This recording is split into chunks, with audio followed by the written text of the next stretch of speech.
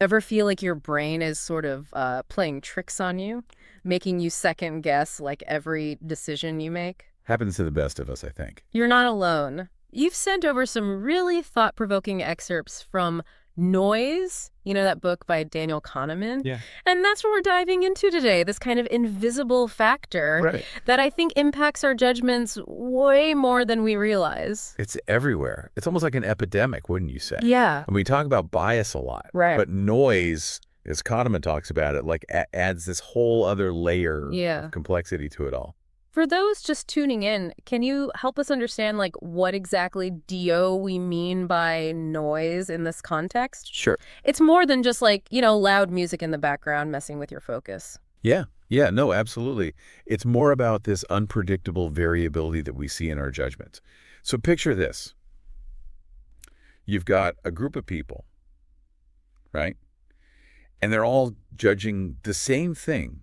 Could be anything, like the price of a house. Okay. Or whether someone's guilty in a trial. Uh-huh. Noise is basically like the degree to which those judgments are like scattered all over the place. So even if they have the same information, Yeah. people are coming to wildly different conclusions. Precisely.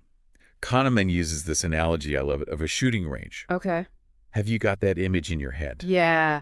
So, you see those targets with all the bullet holes clustered right around the bullseye. Right. That's like low noise, right? Yeah. Consistent, you can rely on it. All right. But now imagine that target where the shots are just like all over the place. Yeah. No real pattern. That's high noise. Okay, I see the problem there. I mean, if there's consistent inaccuracy, you can try to adjust for that, even if it's like a bias. Right. But this randomness, this noise, that feels way harder to even like pin down, let alone try to fix. Exactly. And the thing is, it's way more common than you might think. Let me give you an example. Kahneman mentions this insurance company he worked with. Okay. And they did this thing called a noise audit, right?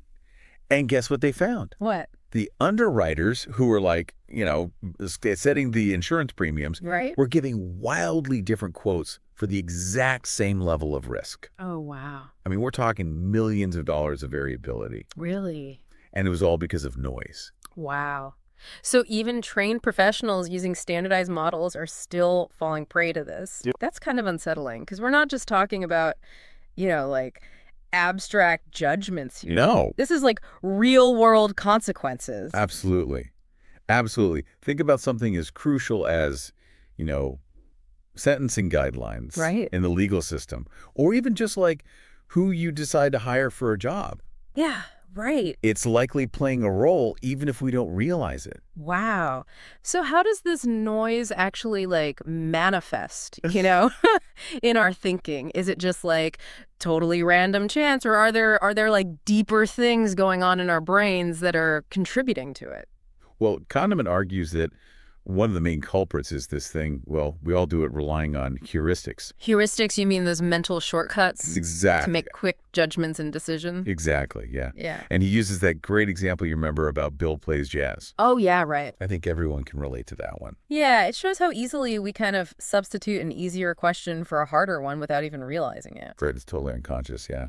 So we hear that Bill is really into jazz, right? Okay. Maybe he's even in a jazz appreciation society or something. Right, right. And almost automatically, like without even thinking about it, we jump to, oh, he must play an instrument. Right.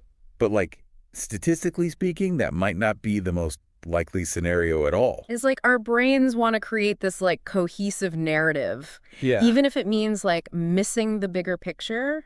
It's really interesting how we do It's that. like we prioritize what feels right in the moment. Yeah, based on very limited information. Yeah, yeah. And the thing is, these heuristics, they're often super helpful, right? Like in everyday life, they let us navigate the world quickly. Right. But they're also vulnerable Yeah. because they're influenced by our own individual experiences and biases, Okay. which then, of course, contributes to, you guessed it, more noise. So two people could essentially be using the same heuristic. Like, Wow. say they're both judging how trustworthy someone is based only on like how they're dressed. Okay, yeah, But they could come to totally opposite conclusions. exactly. And that variability right there, that's where things get super interesting, Hmm. because it's not completely random either. Kahneman calls this Pattern noise. Pattern noise. Yeah. Yeah. Basically means that each person has their own unique pattern of variability, like their own signature based on all their past experiences. Okay, I think I get it, but walk me through it. Like, how would this pattern noise actually play out, like in real life? Sure. Let's say you've got two judges, right? Okay. And they both have this reputation for being really tough when it comes to financial crimes. Okay. That's kind of like their baseline, Right. But then let's say one judge, they come from a family and they struggled like with addiction. Right. And the other judge, they grew up around a lot of, entrepreneurs, business people. So even with that shared stance on white-collar crime, their sentencing for, like, drug offenses could be totally different. Exactly. Because their personal histories, even if they don't realize it, have shaped how they view those offenses. And that kind of variability, where it's like everyone's got their own internal rule book, that's what makes noise so tricky, So hard to fight.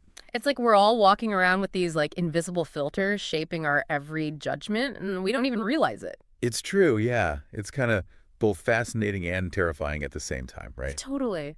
But this whole idea of our brains, like, craving explanations, even for things that are just random chance, that's where things get really, really wild. It's true.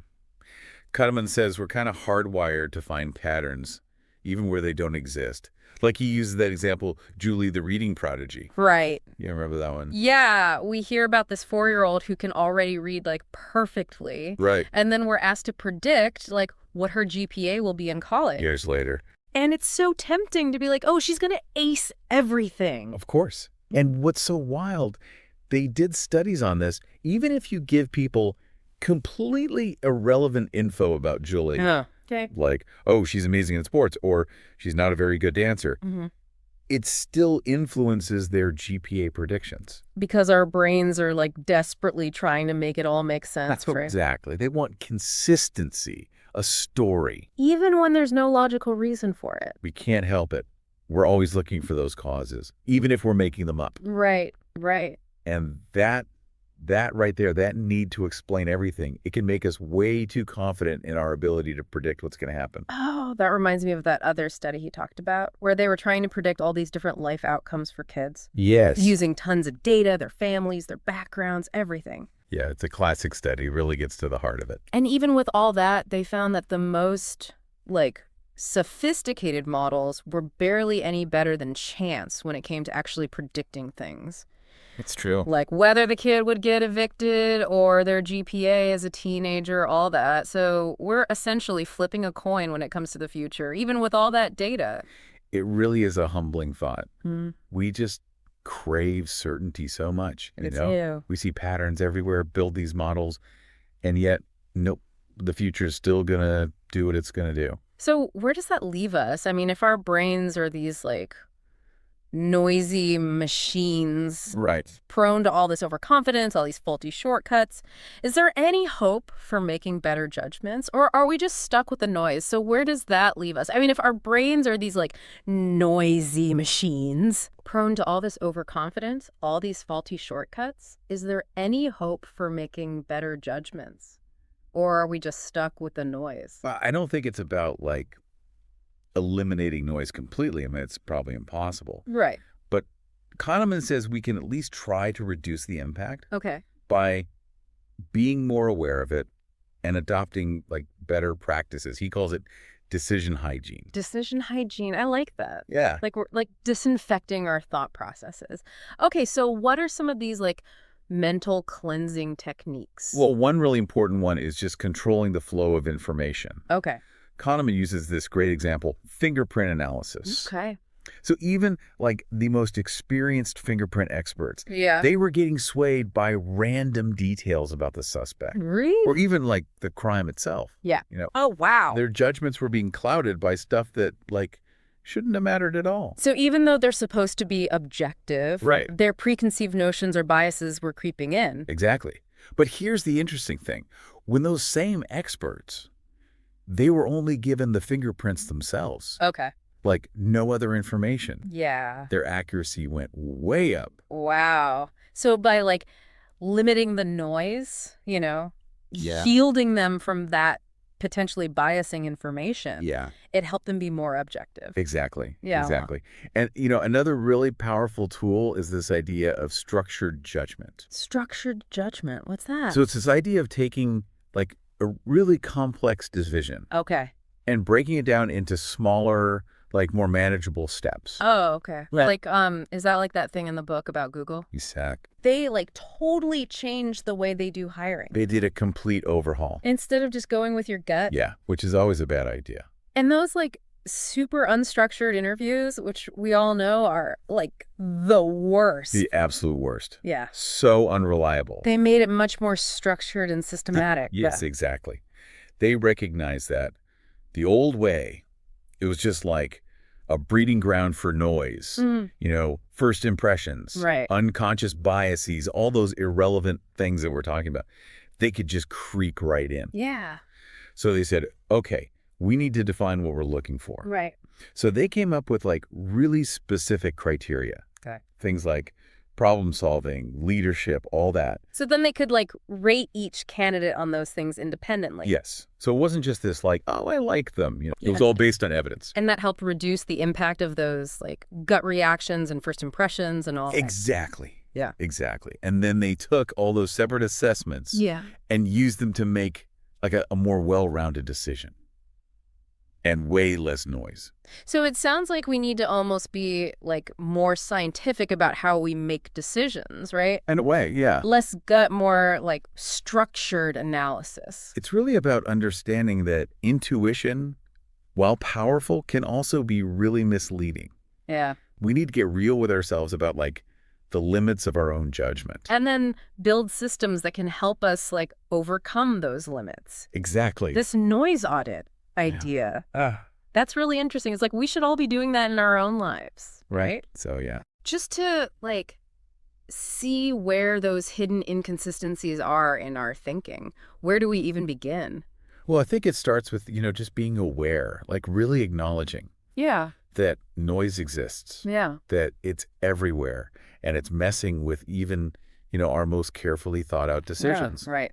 And then from there, we could look for those situations where it's most likely to cause trouble. Okay. So like really high stakes decisions, Okay. situations where like we already know we might be biased. Right, exactly. Or anytime consistency is really, really important. It's a lot to think about. It really is. Like Kahneman's given us this whole new way of seeing things, the world, even just, our own mind. He really has. It's exciting. It's a little humbling, too, to be honest, to realize just how much of what we think we know is actually just, Noise. Yeah, basically. Yeah. It is humbling, yeah.